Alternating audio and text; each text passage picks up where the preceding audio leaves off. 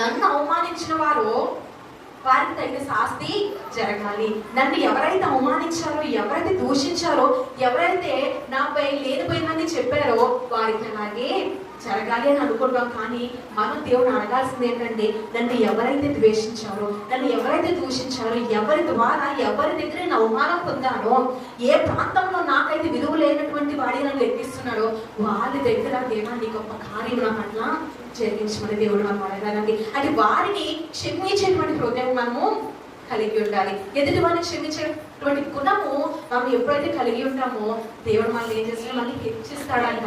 హెచ్చించినప్పుడు ఏమవుతుంది? మనకి ఆశీర్వాదం అనేది వస్తుంది. హెచ్చించడం అంటే ఒక స్థితిలో నుంచి దేవుడు మనకి ఒక స్థితికి తీసుకువెళ్ళడం. మరి అలాంటి స్థితి హెచ్చింపు మనకి రావాలి. మనకి జీవితంలో బ్రతుకులో హెచ్చింపుతనం మనకి ఉండాలి అంటే మనం ఏం చేయాలండి? దేవుడిని ప్రార్థించాలి, విశ్వాసంతో ప్రార్థించాలి, నమ్మకంతో ప్రార్థించాలి, ఆయన పట్ల నమ్మకం నుంచి మనము ప్రార్థించాలి.